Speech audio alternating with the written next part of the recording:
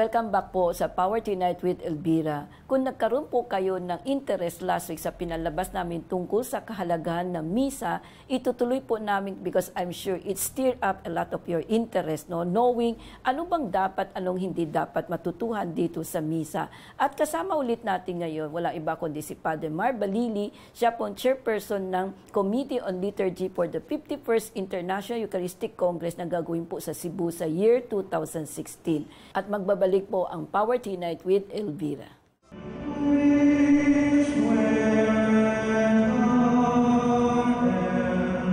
Father Mar, napaka-interesting yung pinag-discussion natin last week tungkol dun sa kahalagahan ng misa, no? I learned a lot. So itutuloy natin because we end up sa gospel reading, di ba?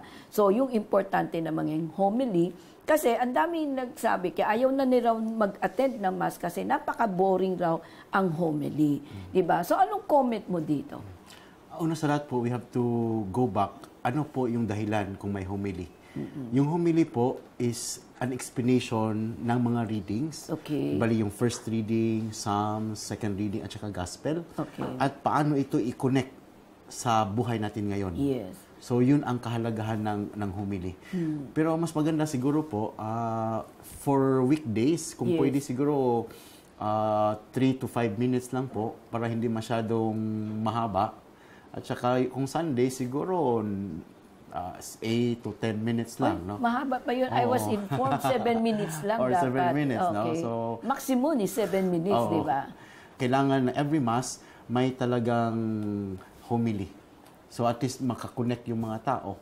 Kasi yung gospel was like 2,000 years ago and how it is being applied in our lives at this present moment. Okay. After dung homily, at least we need to understand na He is communicating with us, He is talking to us, and for us really to listen, no? Opo, opo. Okay. Then pagkatapos ng homily po, we have, for example, kung solemnities, we have the creed, no? Yung credo natin, no? I believe in God, the Father Almighty.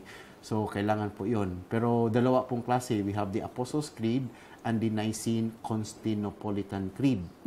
Yung Apostles' Creed, yung medyo shorter. Okay. At saka yung Nicene-Constantinopolitan Creed, yung medyo mahaba. Ito na ba yung ngayon na ina-apply sa atin na medyo binago? It's the same po, but during the... Kasi we try to make a new translation. Okay. So, okay naman po. Pero yung dalawa po. Pero kasi minsan, sa simbahan, we usually use the Apostles' Creed, yung maikli. Yes. Ito ginagamit lang po during Easter season, supposedly. Okay. So, during ordinary time, like for example, these Sundays, we have to use the Nicene-Constantinopolitan Creed. Yung medyo mahaba, yung for example, light from light, true God from true God, begotten not made. Yan po ang Nicene-Constantinopolitan Creed. So bakit kailangan habaan? Ang memory ng tao ngayon napaka-short. So we have to remember that the creed is the core of our faith, no? Kasi kung if you do not believe the creed, that means that you are not a Catholic. No? So it's very important. At saka yung dalawa po may historical background. No? The Apostles' Creed, of course, can be credited to the Apostles. At saka yung Nicene-Constantinopolitan Creed, there was a time in the history of the Church that we made this creed against the heresy. Yung mga Arian heresy, yung mga ganun. So, ginawa natin itong Nicene-Constantinopolitan Creed. So, we're trying to go back to the history of the Church. So, we cannot just let go of these creeds po. It's very important. Ano ibig sabihin ng heresy? Naririnig ko yung words na yun. Yung heresy po, yung mga teachings against the Church. Who are, yung hindi natin, we cannot accept these teachings. No? Kasi they are teachings against what we believe, no? What believe. Like for example, sabi nila, yung Panginoon is only human, not divine. Yung mga ganun, no? So, after this, So we have the creed, apostle, then yung response po that will end the liturgy of the word is the prayers of the faithful. Okay? Yung prayers of the faithful po is our response after hearing the readings and the homily. Okay? Yung prayers of the faithful po, we can compose. Usually ngayon, sa simbahan, may mga flyers we're so dependent on that, pero we can compose our own prayers of the faithful. So let's say, parang prayers of faithful, kung may nangyayaring tragedy, let's say yung Typhoon Yolanda, yung earthquake, gano'n, pwede pala natin include yung for the victims o kaya kung personal, pwede rin. Opo. Okay. According sa General Instruction of Roman Missal po, we can at least 4 or 5 petitions. 5 petition Opo. lang. Yung una, addressed to the Pope and the Okay. bishops and the clergy. Okay. Second, for the government. We pray for okay. government leaders. And third, for the community, specific community. Okay. Yung siguro mga biktima ng tragedy. No? Yes, yes. Then fourth, for us, very specific.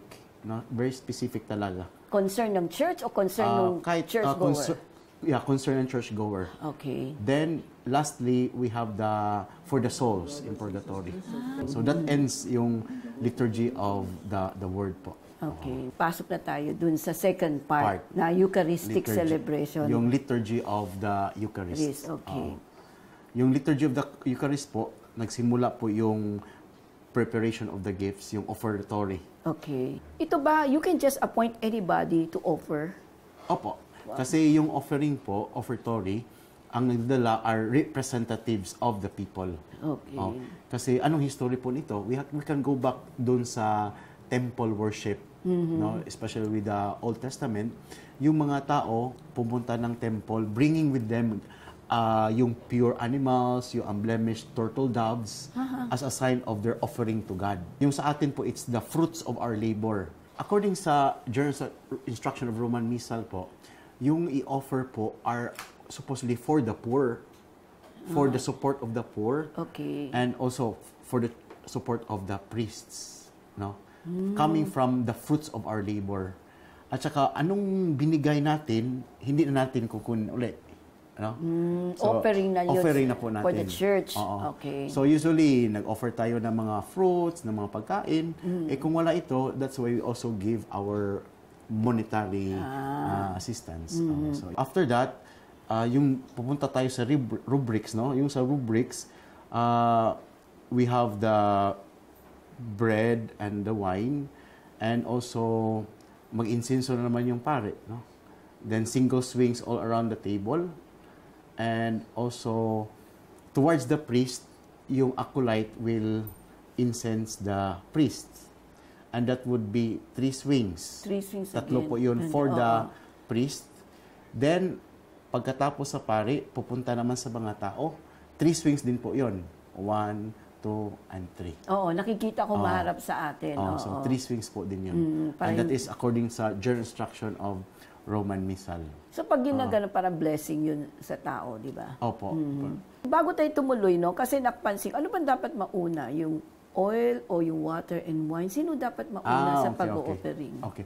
Usually po, nauna po yung mga goods. Yes. Yung mga goods. Okay. After the goods, last po yung bread and wine. No, Eucharistic prayer po, yun ang pinaka-center ng misa, no?